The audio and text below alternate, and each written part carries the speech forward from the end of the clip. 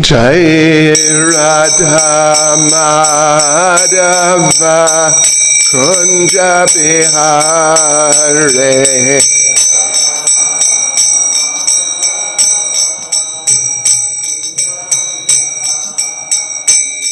Jaya Radha Madhava Kunja Bihare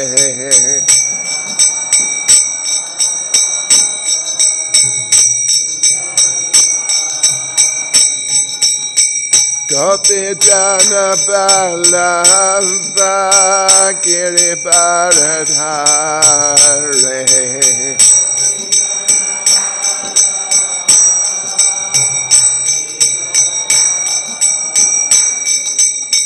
Gopi Jana Ballava Giri Bharadhare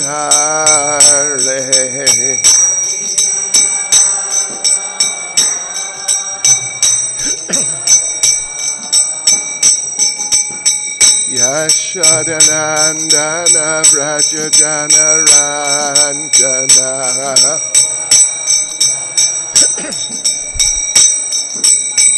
Yashodanandana Vrajajana Ranjana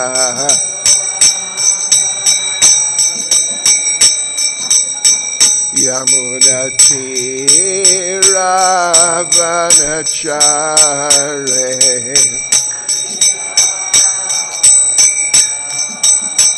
Yamunatiravanachare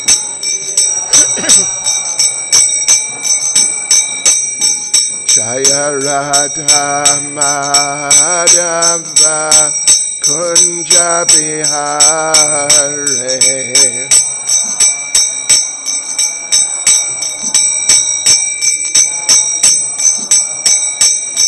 Jaya Radha Madhava Kunja Bihare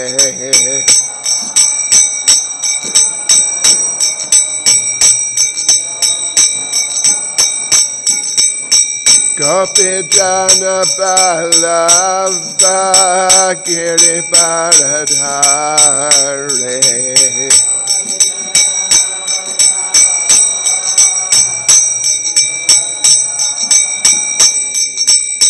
Gopi Jana Ballava Giri Bharadhare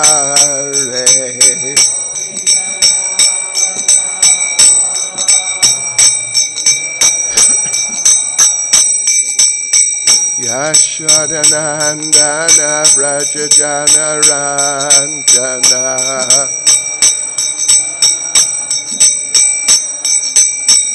Yashodanandana Vrajajana Ranjana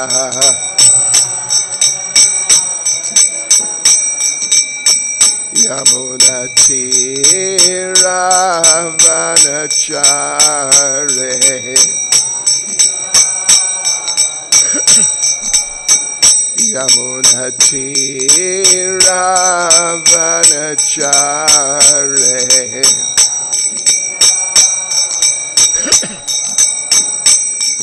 Jaya Radha Madhava Kunja Bihare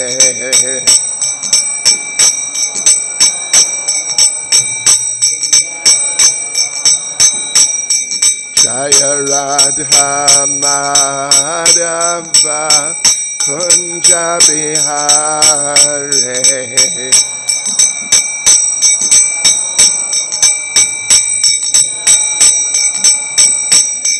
Jai Prabhupada Jai Prabhupada Jai Prabhupada Jai Prabhupada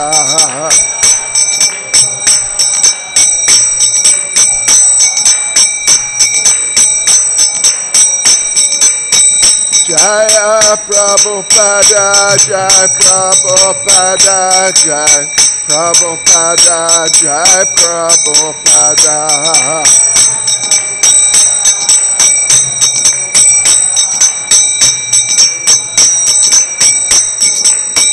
Jai Prabhupada, Jai Prabhupada, Jai Prabhupada, Jai Prabhupada.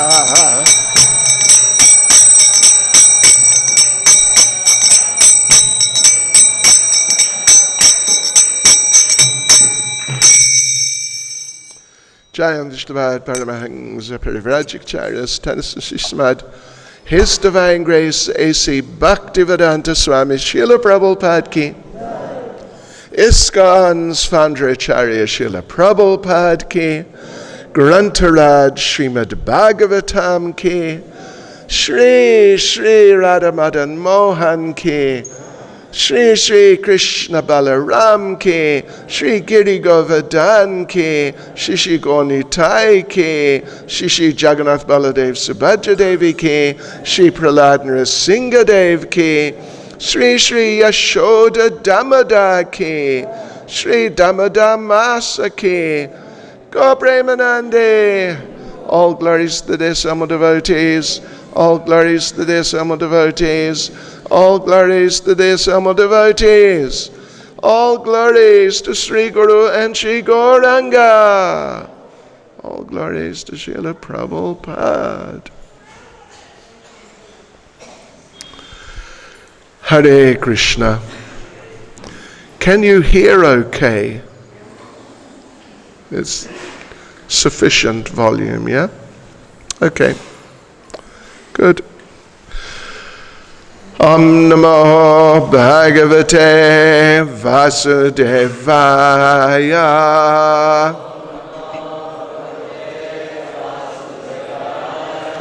Om Namo Bhagavate Vasudevaya.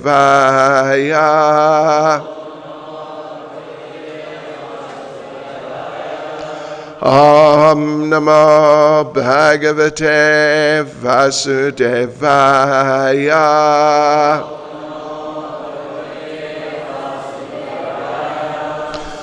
So, devotees, today is the first day of the month of Damodar, of our Damodar Vrata, Kartik Vrata. So, I thought we could read a verse, one of the most definitive verses, which is bringing out the nature of this wonderful month and this wonderful pastime of Lord Krishna. So we'll read today Srimad Bhagavatam, Canto 10, Chapter 9, Mother Yashoda binds Lord Krishna, text 20. Nemam virincho na bhavo na shrir api anga samshaya prasadam lepire gopi yat tat prapa vimuktidat nemam virincho nabhavo nashirapyanga samshaya prasadam lepire gopi yatat prapa vimuktidat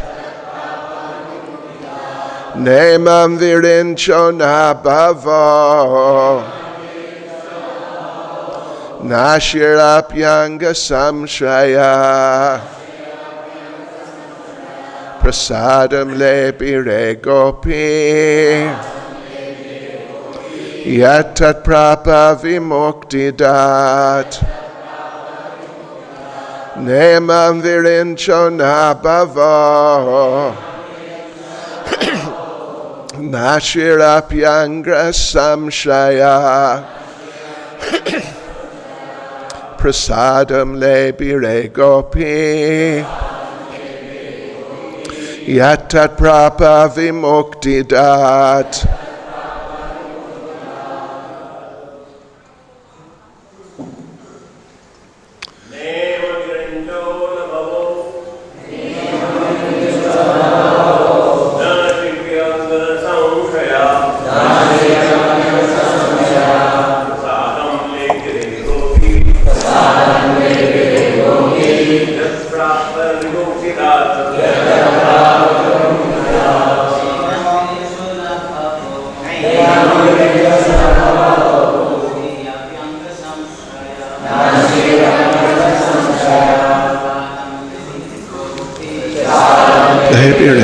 gopi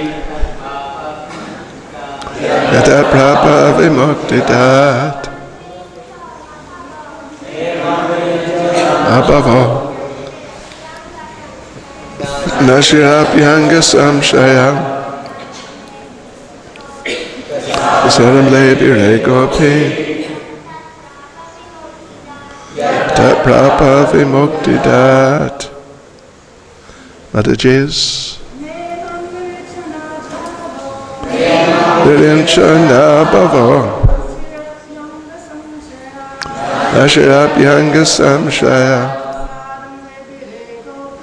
Prasadam lebire gopi Yata prabha vimuktidat Virinchana bhavo Nashirapyanga samshaya Prasadam lebire gopi Yata prabha vimuktidat. Not Imam, this exalted position. Virincha, Lord Brahma, nor Bhava, Lord Shiva, nor Shri, the goddess of fortune, Api, indeed, Anga Samshraya, although she is always the better half of the Supreme Personality of Godhead. Prasadam, mercy, lepire, obtained, gopi, Mother Yashoda, yatat, as that which, prapa, obtained, vimuktidat, from Krishna, who gives deliverance from this material world. Translation. Neither Lord Brahma, nor Lord Shiva, nor even the goddess of fortune, who is always the better half of the Supreme Lord, can obtain from the Supreme Personality of Godhead, the deliverer from this material world, such mercy as received by Mother Yashoda. Purport by Srila Prabhupada. This is a comparative study between Mother Yashoda and other devotees of the Lord, as stated in Chaitanya Charitamrita Adi Leela 5:142. Ekale Ishvara Krishna Ara Sabha Bhritya. The only Supreme Master is Krishna, and all others are his servants. Krishna has the transcendental quality of Bhritya Vashyata, becoming subordinate to his Bhritya or servant. Now, although everyone is Bhritya, and although Krishna has the quality of becoming subordinate to his Bhritya, the position of Mother Yashoda is the greatest. Lord Brahma is Bhritya, a servant of Krishna, and he is Adikavi, the original creator of this universe. Tene Brahma Hridaya Adikavaye. Nonetheless, even he could not obtain such mercy as Mother Yashoda. As for Lord Shiva, he is the topmost Vaishnav, Vaishnavanam Yata Shambhu. What to speak of Lord Brahma and Lord Shiva?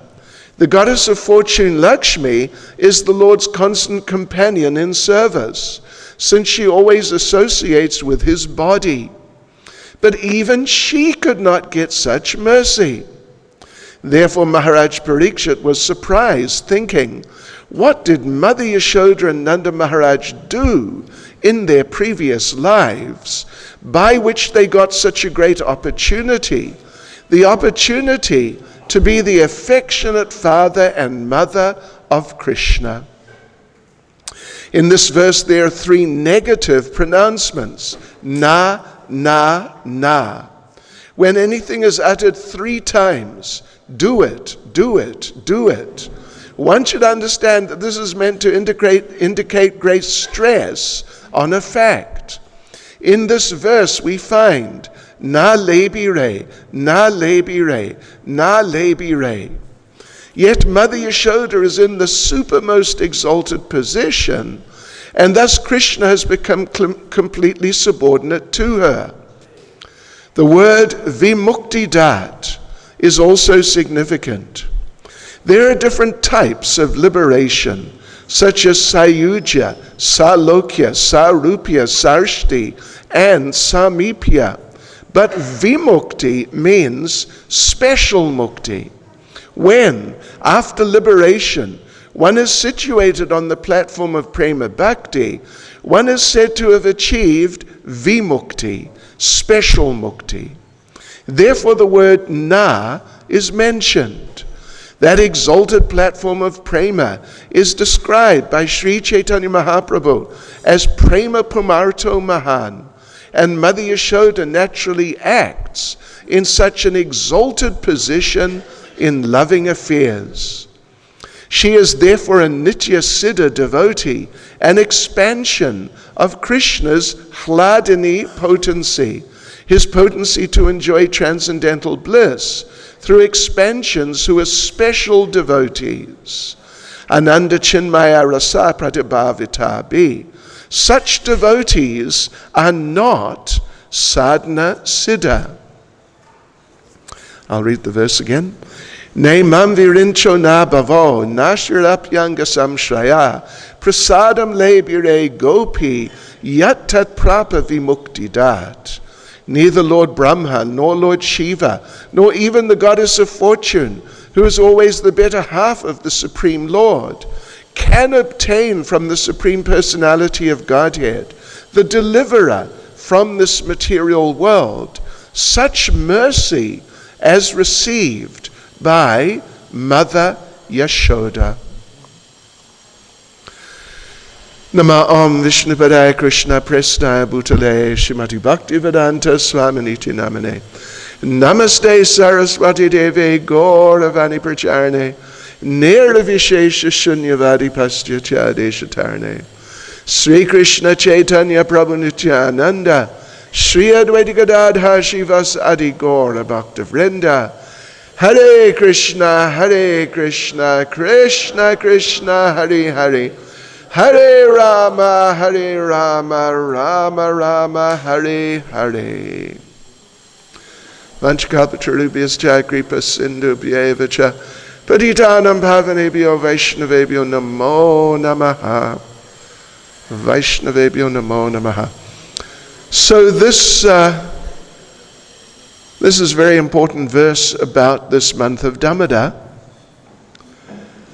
And the month of Damodar is a very important month. Extremely important. Of course, we hear of Radha Damodar. There's famous deity. Srila Prabhupada lived in that temple, and we are trying to maintain his rooms there. Radha Damodar in Vrindavan. So Radha Damodar we know of, and there's also Radha Damodar pastime where Lord Krishna was tied by Srimati Radharani. There's also such a pastime. But this month of Damodar, which we're celebrating as of today, we see more emphasis, and indeed the focus is very much on Yashoda Damodar, as you can see there. Here we do not have Radha Damodar. Here we have Yashoda Damodar. Yes. So, yes. This is very, very important pastime. Extremely important, actually. In fact, it's so important that the whole month is dedicated to it. The whole month. Normally when we have some important occasion, recently was Radhastami, then there was Janmastami, Lord Balaram's appearance day, etc., etc., you all know. So we celebrate, usually for one day, sometimes for a week perhaps, or some few days or something. But at least I am not aware of us celebrating any particular festival for 1 month. Every day some observation is going on very seriously. Shishi Radha Madan Mohan, Shishi Krishna Balaram, Shishi Gornitai, Shri Giri Govardhan, Shishi Prahlad Nrsingadev, Shri Jagannath Baladev Subhadra Devi Ki Jai. Yes. So this must indicate something. The fact that every day for 1 month we are doing a program for 1 hour, and in many temples twice in the day, in the morning and the evening, doing a program focusing on Yashoda Damodar. It must mean something. So it's a very important occasion, very important month, and this is a very important verse, very nice verse. And the whole pastime is very nice, and if you don't mind, I will try to recite the pastime or some aspects of it. It's a big pastime. We could always, we could have a seminar about it. But anyway, let us see what we can say for the time being this morning. So yes, this particular pastime, actually it occurred on the Diwali day, actually. I think it's 19th this year, is it? Anyway, it's in about 2 weeks. You all know Diwali extremely well.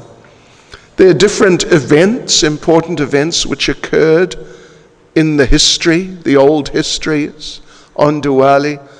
Lord Ram's return. We hear Lord Krishna killing Narak Asura also. And now we have this Damodar Leela. It also happened on Diwali day. Yeah. So on that day, and I think you all know the pastime, but don't mind if we recite it. Mother Yashoda, you see, the thing is, Mother Yashoda was in great anxiety that her son, her very dear son, Krishna, was in the process of growing up bad. He was developing some serious personality disorders, or something like that, you could say. Particularly, he was displaying an excessive propensity towards theft, dishonesty, even to the point not just of telling a few lies, but even to the point of actually stealing. And this was not just now and then, but it was every day. It was every day. Lord Krishna was going out and stealing the butter. Sometimes he'd steal other things too. Some dahi sometimes, some clothes sometimes. And Mother Yashoda was in great anxiety that this boy of mine, he's so dear to me. And as far as I can see, he is just so wonderful. But this is happening, and it's not good. And if we do not do something about this, then as he grows up further and he becomes an adult, he may become a real criminal. he may become the leader of the Makan Mafia. She was afraid. Yes, the Makan Mafia, the Daki Mafia.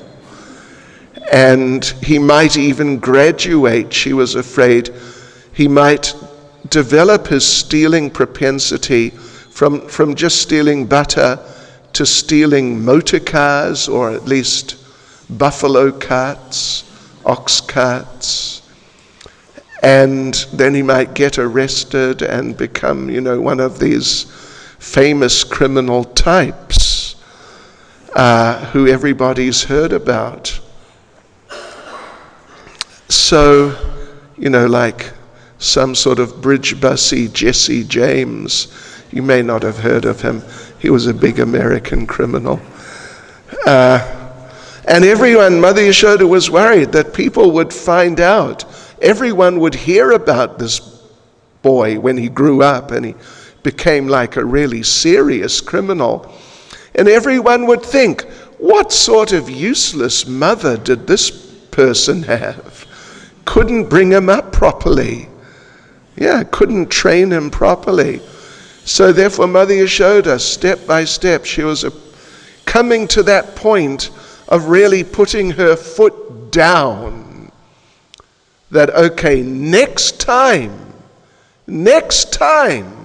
I hear about this, next time someone comes and reports you to me, I am really going to take you to task. I am really going to teach you a lesson you'll never forget, and in this way you'll become corrected, and it'll be good for you. Not being abusive or just wanting to punish and just express my anger, but to help you actually. This is what she was thinking. So Mother Yashoda, what she did, she developed a strategic planning. Yeah? Perhaps this is the origin of strategic planning. That out of Nanda Maharaj's herd of so many thousands of cows, who knows how many, but there were 9 lakhs of calves. And how many adult cows? Anyway, there were plenty. There were so many. Mother Yashoda selected 7 or 8 who were the best. They gave the best milk and the most milk. And they were just like most amazing cows. She took them out and kept them one side. And she kept them at home, basically, the whole time. And then she went out on a type of Vrajmandal parikrama to locate the places where the best grass was growing. Because if you know something about dairy farming, you know it depends on the grass. The quality of the grass is reflected in the quality of the milk, and that's kind of, in a sense, all there is to it. And therefore, the big dairy farmers, when they grow really good, rich, green grass, they call it green gold. They call it green gold.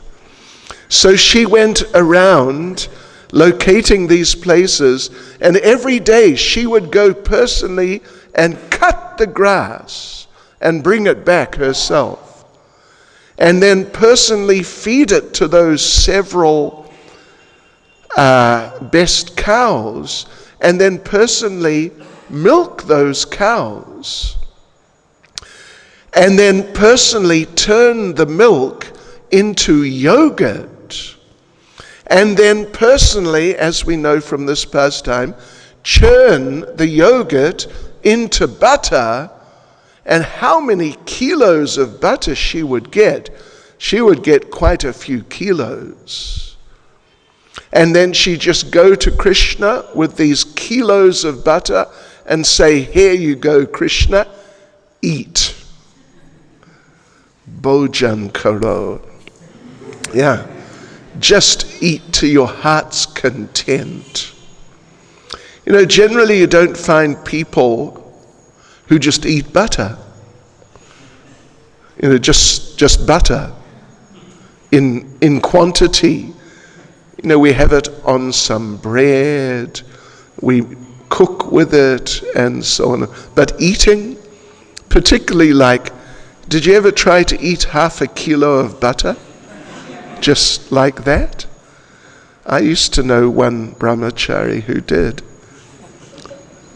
Yeah, and he ceased to be a brahmachari actually after a while. But anyway, so that's what she did, because she was in so much anxiety that my butter is just not good enough. It's a form of maternal insecurity. I cannot make good enough butter. I'm a failure as a mother. So she just gave Krishna this. It was just the best butter that we cannot even really imagine. It was just so amazing. And then she'd go off, come back 10 minutes later, and what? Krishna was gone. He was next door stealing butter. So what's going on? Is it that Krishna, you know, like sometimes devotees, they have, well, every devotee, I suppose, has some favorite prasadam, isn't it? I'm sure.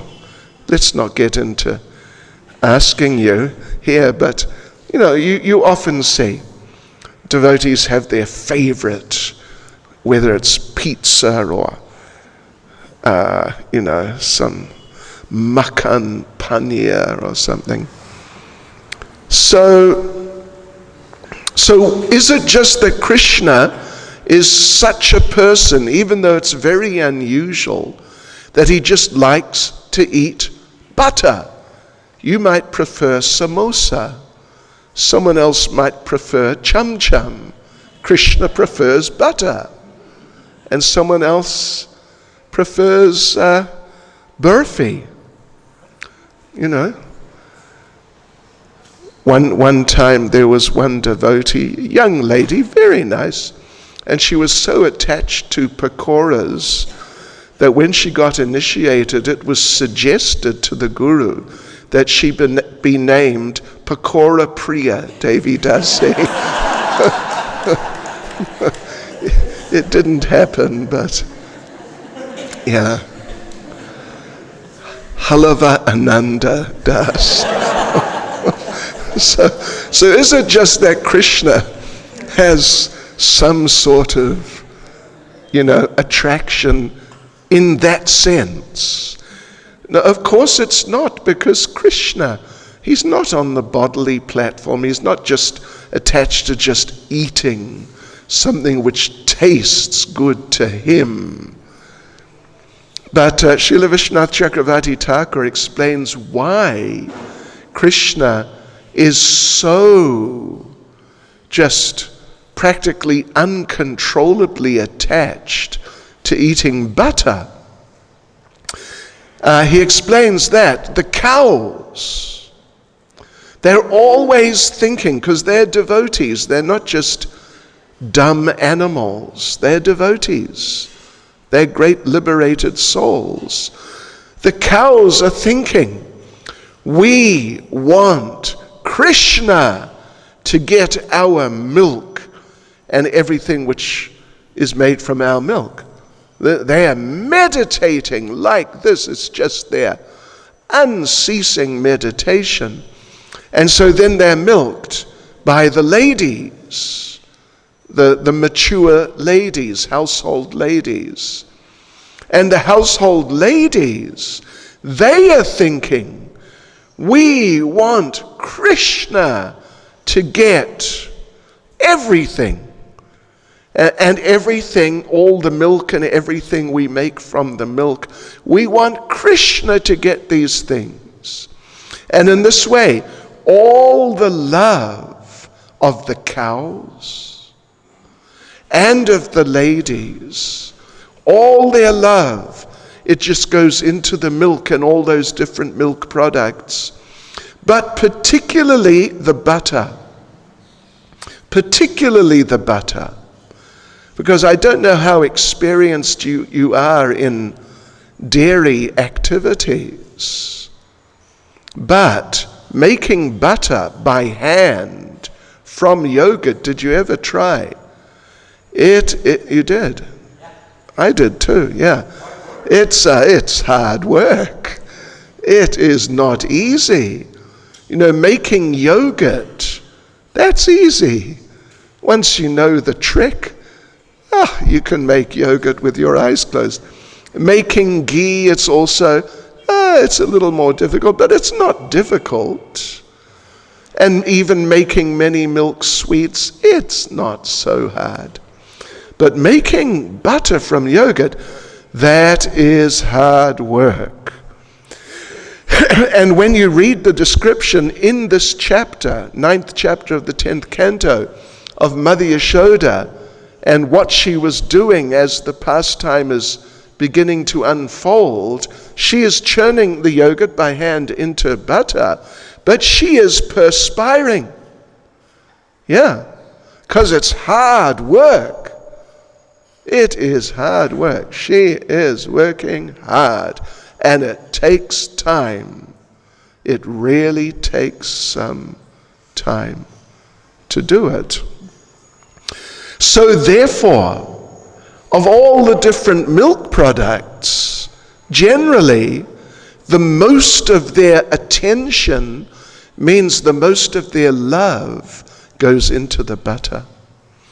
And Krishna, he doesn't care if you're an expert cook or if you're a real amateur. He just cares about tasting the love. That's all.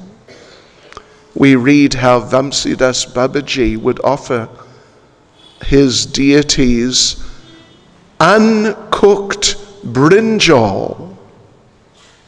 Uncooked. Did you ever try uncooked brinjal?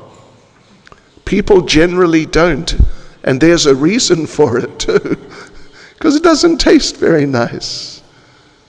He would offer his deities uncooked brinjal. And, well, we assume the deities definitely accepted. And Vidura and his wife offering Krishna banana skins, that pastime. And Krishna saying, these are the best bananas I ever tasted. It's a question of love. It's not a question of expertise. Although if you love someone and you're meant to cook for them, you would try to become expert also and not just do some whatever, but really try and do things nicely. So anyway, like this, Krishna wanted to taste the love. And so therefore he would go and take the butter. But he didn't just walk in and say, here I am, where's the butter? And then the ladies would say, oh, sure, here, take it. Because it was the family livelihood, the dairy products. They were dairy farmers. They were making their living from their dairy products. And if they just gave everything to Krishna, if the ladies just gave everything to Krishna, the husbands would be upset. You're giving away our livelihood. How are we going to survive? And there might have even been divorce, even though it was unheard of in those days. So, therefore, to avoid these issues between the husbands and the wives, but still to taste the love which he was just addicted to, Krishna stole it. He stole it. And then when the husbands came home later in the day and asked, where's the butter? Then the wives could put on an act and say, oh, you wouldn't believe it. Krishna came and stole the butter again. Oh, it's terrible. But actually they were very happy. Yeah, so this is an explanation there. Why butter? And why dairy products in general? So you know the story basically. There was Mother Yashoda churning the yogurt into butter. Krishna comes and wants to be breastfed while Mother Yashoda is in the process. So she's doing it.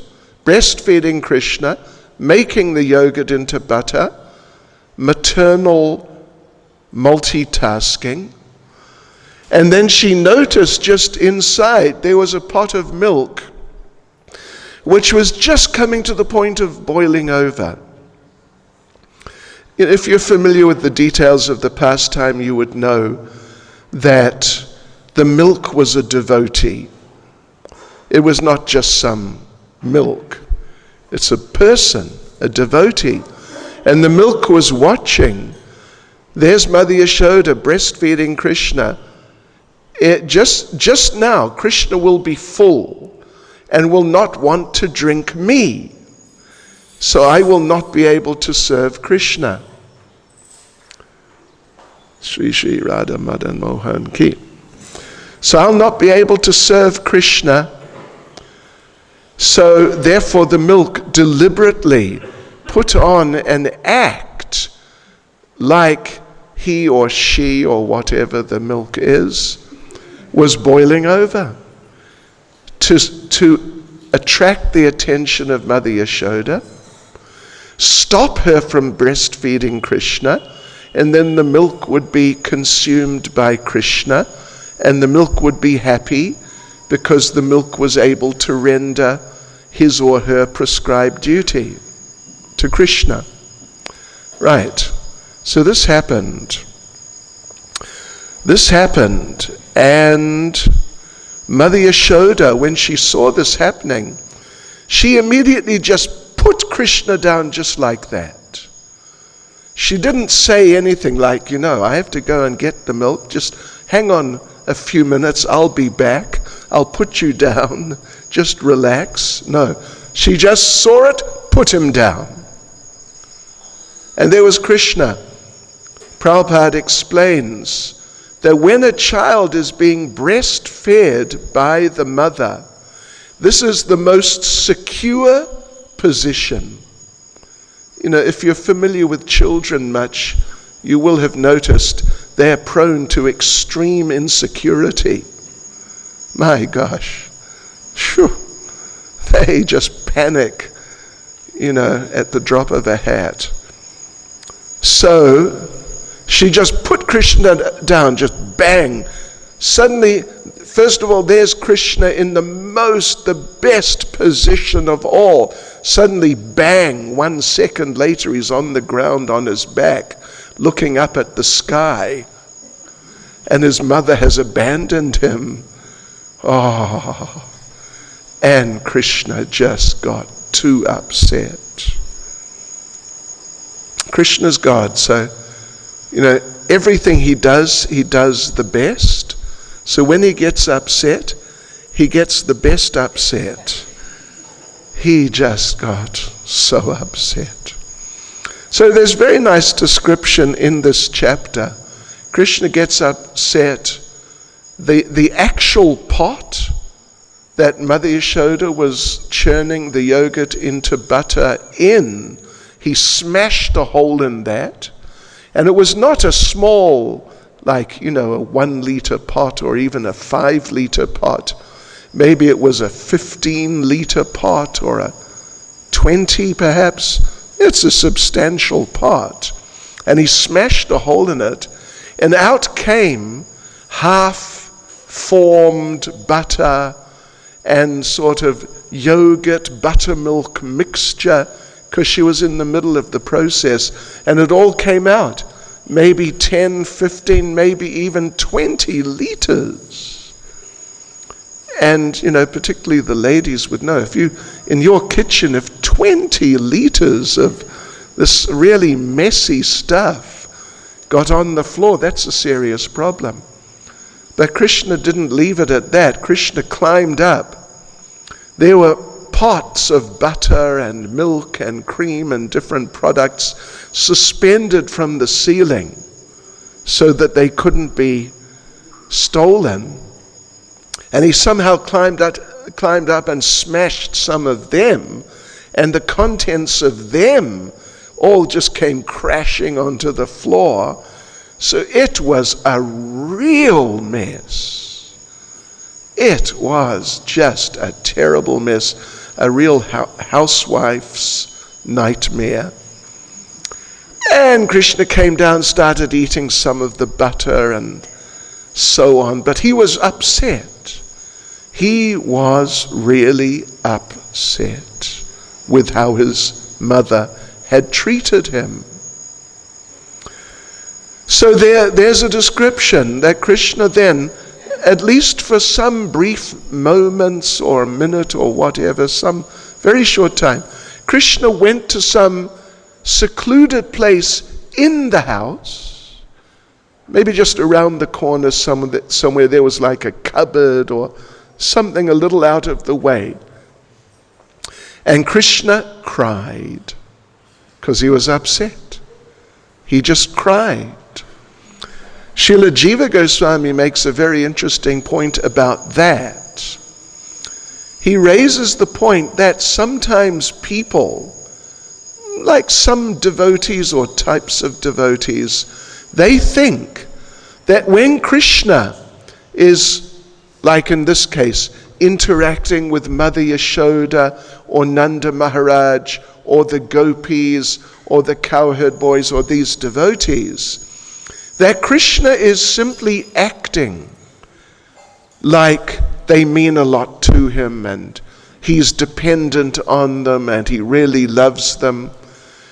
Some people, they think that Krishna is simply acting because he knows, like in this case, Mother Yashoda, she is a very sincere person and she really loves me, but I am God. She thinks I'm her little boy. I'm not her little boy. Of course I'm not. How could I be? I'm God. But she thinks I'm her little boy and she's so sincere, so okay, I'll act like I'm her little boy, just to sort of pacify her and just to be nice. But actually I'm God and it's just an act. But Jiva Goswami, about that particular verse, he makes the point that if Krishna was just acting, he would not have gone to a secluded place where there was nobody and cried, because there was no one to act for. Everyone else was out. Mother Yashoda was saving the milk from boiling over. There was nobody else. So why would he go to a secluded place and cry? The thing is, Krishna really was upset with his mother. He really was. And he just sort of the emotions were so powerful, he basically lost control. And he was just crying. And then Krishna's sort of, I don't want to say devious nature, but of course he's got it, I suppose, but his nature of, okay, I'm going to get her back, that came up. So he went back into where he'd smashed the pots, started eating butter until he'd had enough, started feeding the monkeys until they had had enough. And then at that point, Mother Yashoda came back in. And Krishna, wanting to sort of teach her a lesson a bit, that you don't treat me like this, I'm your son. You treat me like this, just dump me on the floor. Krishna said to Mother Yashoda, Krishna's trying to give some monkey some butter. The monkey is refusing, Krishna said, Mata, just see. Because Krishna knows Mother Yashoda has an inferiority complex about her butter. That's why she was trying to make super duper butter. So Krishna said, Mata, just see, your butter is so bad, even the monkeys won't eat it. And it was at that point Mother Yashoda decided, that's it. That's the end. It's happened one time too many.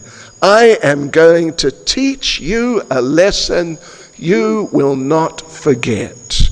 And then she came running at Krishna with a stick in her hand. And you know the story. There's a big chase scene around this way and that. But Krishna's a nimble little boy. Mother Yashoda is kind of a rather a little bit heavily built, middle-aged lady, because Krishna only appeared in their family when they were in middle age. They're like plus or minus 40 years old.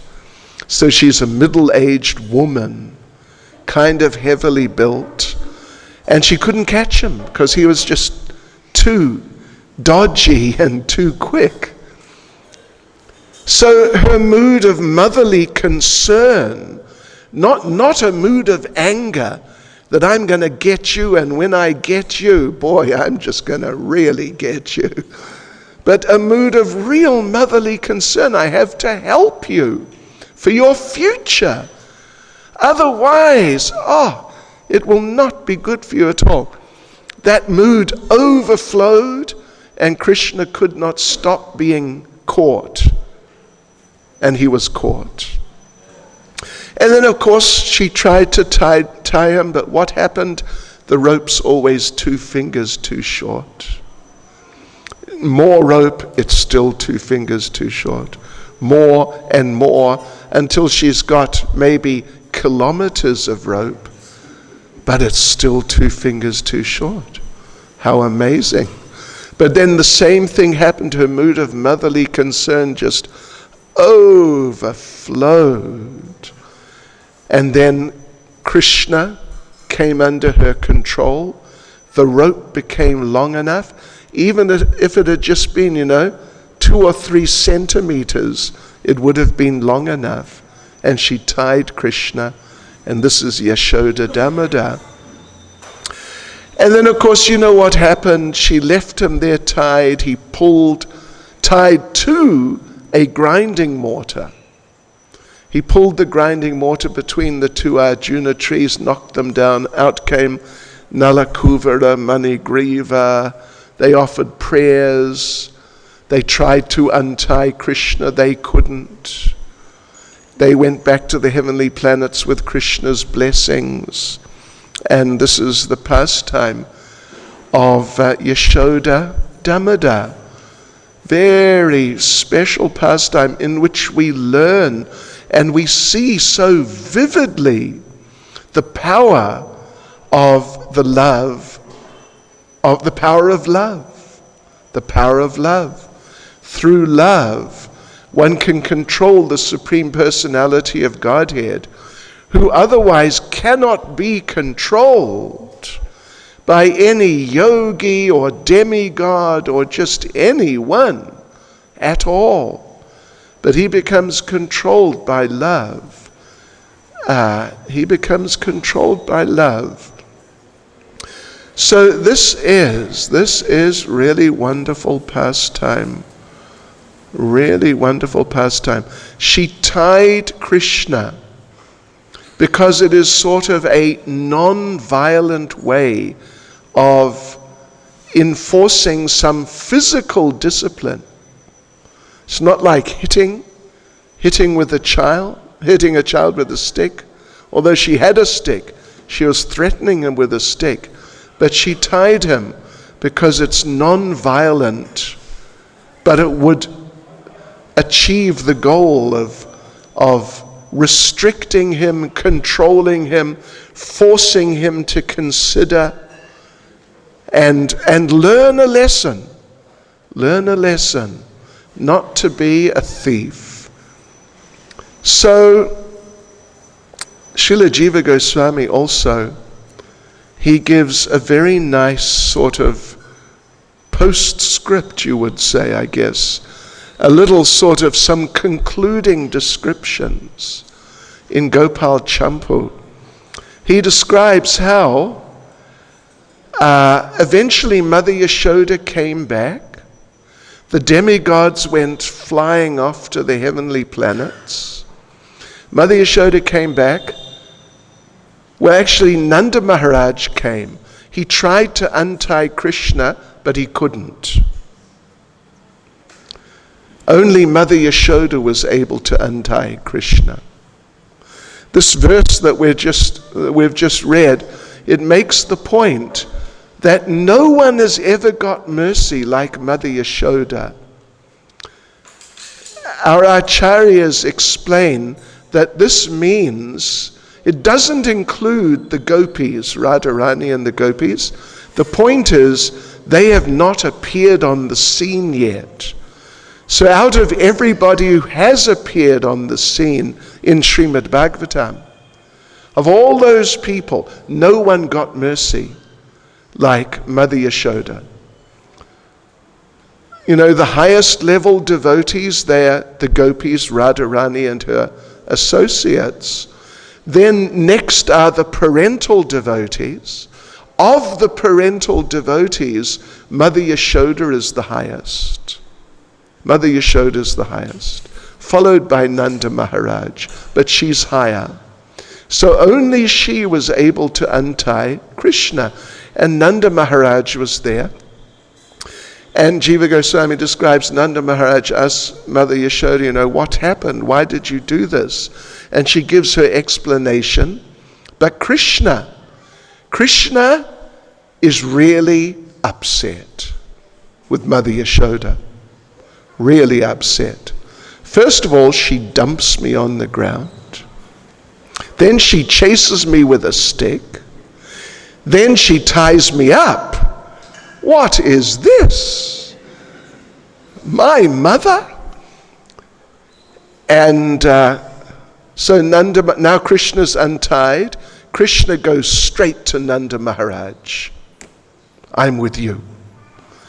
Nanda Maharaj says, well, I have to go out and herd the cows, so go to your mother, stay with your mother, because I'm going out. Krishna said, no, I'm staying with you. No, I've got to go out and herd the cows. You're too small. You go to your mother. No, I'm not going to her. She tied me up. She dropped me on the ground. I'm going with you. And Nanda Maharaj said, well, but you have to drink her breast milk. You've got to eat. Krishna said, I will drink the milk of the cows.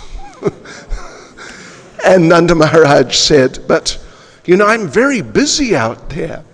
I have to run around and sometimes chase the cows. And Krishna said, no problem. I will run with you. But I will not go to her. And Nanda Maharaj, it became clear, we have a serious problem here actually, between mother and son. So Nanda Maharaj, he thought of, again, some more bridge-bussy strategic planning. He said, he thought of a strategy. Just as a strategy. He raised his hand as if he's going to hit someone. And he said to Krishna, shall I beat her? Shall I beat her? And Krishna, suddenly his mood changed. No. He didn't realize it was a strategy. It was a trick. No, don't hit her. Because underneath all the disturbance, he's very, very deeply attached to Mother Yashoda. Don't hit her. And so Nanda Maharaj said, all right, so just go to your mother. Okay. So then Krishna went to Mother Yashoda again. And as they say, they all lived happily ever after. Yeah. So there you go.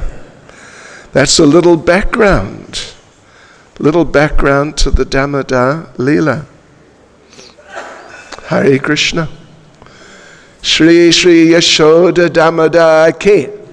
Shri Shri Yashoda Damodar Ki. Shri Shri Yashoda Damodar Ki. Srila Prabhupada Ki. Go Premanande. Hare Krishna.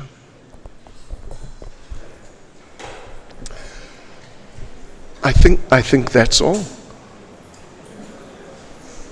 Ho Gaya.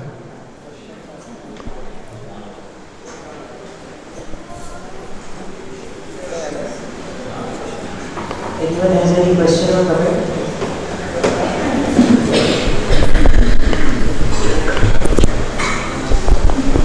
Now, you mentioned several times, fantastic.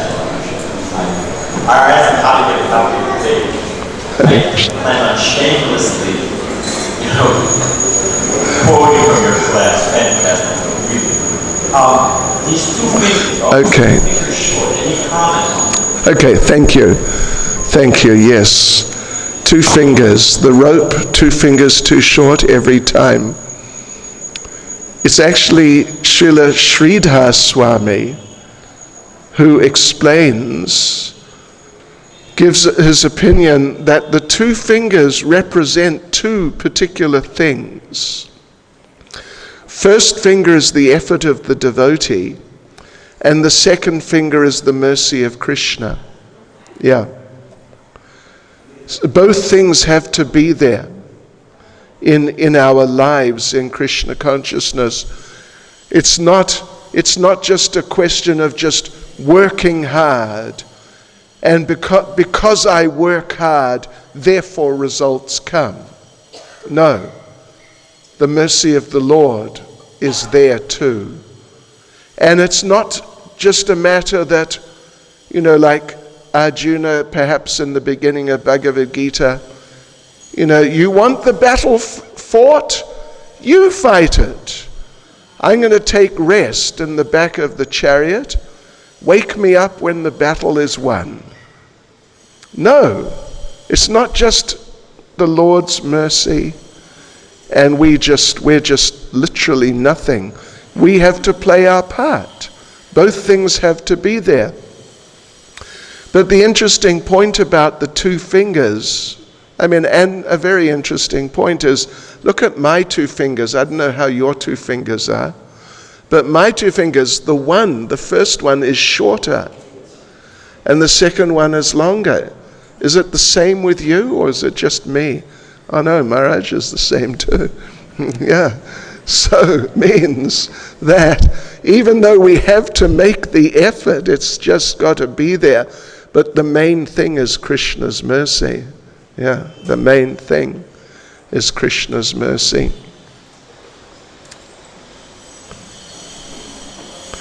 Thank you.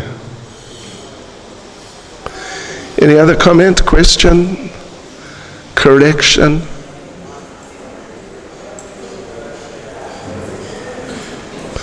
Yes, Prabhu.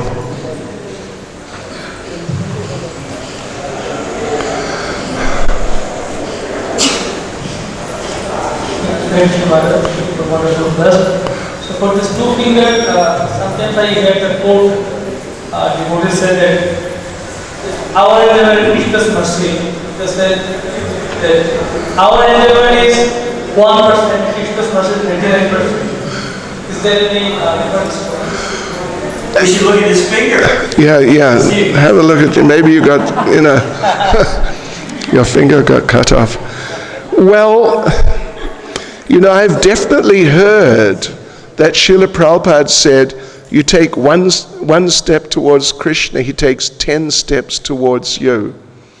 It's Sridhar Swami, who's brought out this point, specifically about the 2 fingers. The way I understand it is just Krishna's mercy is definitely the main factor. But our effort is extremely important. It's vital. So one devotee, I don't think it was Prabhupada, but actually I'm not sure, but I definitely heard devotees say, we should act in devotional service as if it all depends on us. Means make our best effort all the way. But we should pray and depend on the Lord as if everything depends on Him.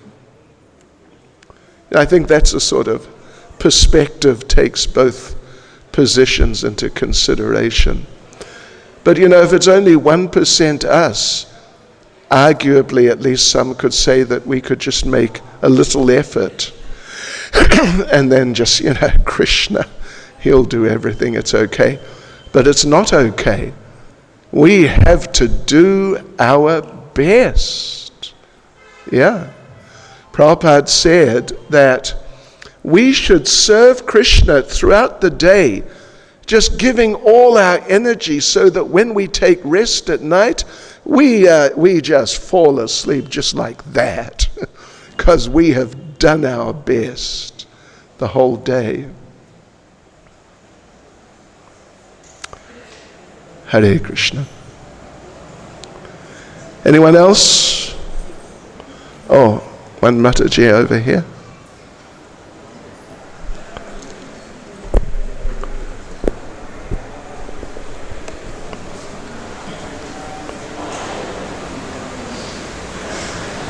Hare Krishna Maharaj. Well, I'd like to ask you if you could give us some guidance to all the young little girls who are dressing Yashoda Mata and Ramana. I'd like to give them some encouragement and some guidance on the attitude that one should develop when serving the deities of Yashoda Mata and Ramana. Okay. Well, something. Normally to dress deities you've got to have second initiation. I mean, I don't know, maybe, I don't know any of them, but I suspect they don't have. So it's some super special mercy to be able to dress Mother Yashoda and Krishna. They won't even let me do it. So it's really special opportunity. But they should understand it's not like it's sort of just informal and it's not so important and it's just a temporary arrangement.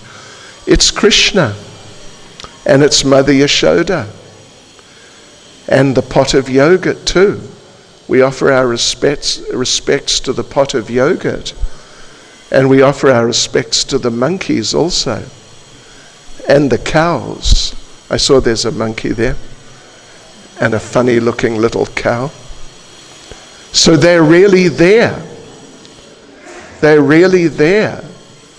It's not just representations or symbolic type of artificial things. Those personalities are there. But it's a special occasion and some devotees getting some special opportunity to do something which is normally not available, a type of service which is normally not available. So therefore, in effect, they should think that we should try to have that consciousness. We should really try, even though we may not exactly be on that level, but we should try to have that very sanctified type of consciousness like the Brahmins have. Yeah, because they're there in person. Let me just close by telling you a little story. A husband and wife living somewhere in Ujjain. In the morning, husband's going to work and discusses with the wife, what shall we have for supper tonight? What shall we eat tonight? So they discuss and they decide, I don't know, what would they have? Something like rice, beans and dal. Is that popular in MP? Oh, chapatis. chapatis and beans. Rajma. Rajma? Okay. Chapatis and rajma. Husband goes to work. And of course, because he's a very faithful husband, on his desk he has a picture of his wife. Right? Faithful husbands. Anyway, okay. He does. In the middle of the day, he changes his mind. Hey, I don't want roti and rajma again. I've had that so many times. What shall I have? I will have gobi makan, and aloo dum, and puri. That's what I'll have. So he looks at the picture of his wife and says, listen, this is what I want, okay? No roti and rajma. I want gobi makan, aloo dum, and puri tonight. Okay, thank you. Looks at the picture of the wife. Unfortunately, the wife is not present in her picture. He goes home, and you know what he gets that night?